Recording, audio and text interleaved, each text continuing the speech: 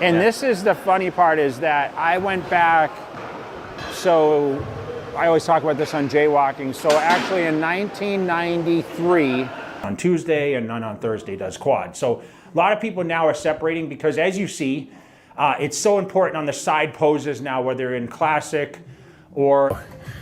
So a little bit of calf training, incline. I'm gonna do this Arsenal standing flat press and then some sort of fly. 4 Mr. Olympia titles, a rivalry that defined an era, the man who dethroned the greatest bodybuilder of his generation and became the only champion in history to reclaim his crown after losing it on stage. Jay Cutler stood as a colossus in the world of professional bodybuilding, his massive frame adorning magazine covers across the globe, his name synonymous with discipline, determination, and dominance. Are you enjoying this documentary about Jay Cutler? Then help the channel with your subscription. Look, 94.8% of people who watch these videos still aren't subscribed to the channel. If you're part of that group, take the opportunity and subscribe now. It's free, and you'll keep receiving incredible documentaries of legendary bodybuilders who shaped the sport. Oh, and don't forget, at the end of the video, you'll find more stories like this one. Yet behind the trophies and the legendary quad stomp that became his signature lived a man navigating divorce, loneliness, and the quiet devastation of walking away from everything he had built. What does it truly cost to spend your entire career chasing one man, and what ultimately remains of your soul when that chase finally ends? Sterling, Massachusetts, August 3rd, 1973. In a small farming community an hour west of Boston, Jason Isaac Cutler enters the world as the youngest of 7 siblings. His parents would eventually divorce when Jay was just 4 years old, leaving his older brothers and sisters to help raise him. The family struggled financially, and by 11 years old, Jay was already working in his brother's concrete pouring company, Cutler Bros Concrete, hauling blocks and mixing cement under the summer sun. The physical labor sculpted his young body in ways he couldn't yet understand. At Wachusett Regional High School, he played fullback and defensive tackle on the football team, earning all-league honors despite his modest 5'9" frame. But it wasn't athletics that captured his imagination. It was the physiques in bodybuilding magazines. At 18, he walked into Gold's Gym in Worcester and bought his first membership. Within a year, he had gained 50 pounds of muscle. The shy country kid had found his calling. The transformation from amateur to professional happened with breathtaking speed. Personal trainer Marcos Rodriguez recognized Jay's potential and became his first mentor, guiding him through the brutal realities of competitive bodybuilding. In 1993, Jay won both the teenage and men's heavyweight divisions at the Iron Bodies Invitational. By 1996, at just 23 years old, he earned his IFBB Pro card after winning the NPC Nationals, an achievement that takes most athletes a decade to accomplish. But the relentless pursuit of greatness came with sacrifices few understood. Jay trained twice daily, sometimes for over 4 hours, eating up to 12 meals a day during contest season.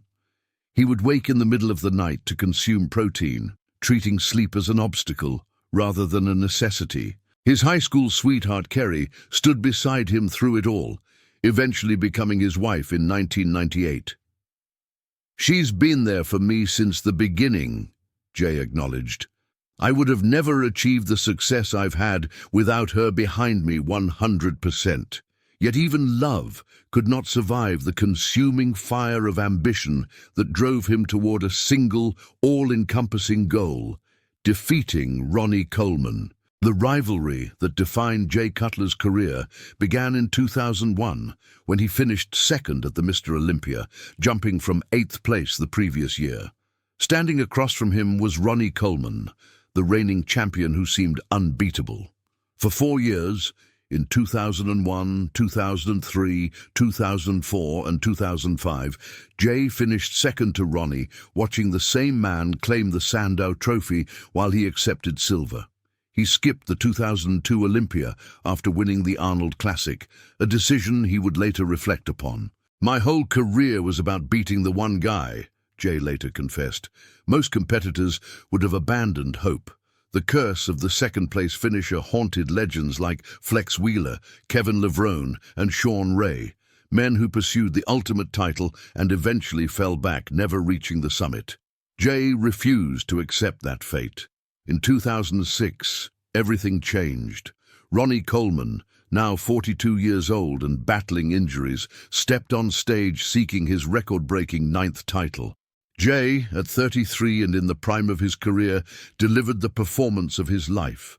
When the judges announced the winner, the bodybuilding world witnessed history. Jay Cutler had dethroned the king.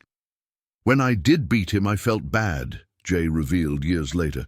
"Not only did I beat him, but he was going for record number 9. I held him from that happening. He was going to break that record, and I was the first guy to defeat Mr. Olympia on stage. Never been done in history." The years that followed brought triumph and heartbreak in equal measure. Jay defended his title in 2007, cementing his status as the new dominant force in bodybuilding.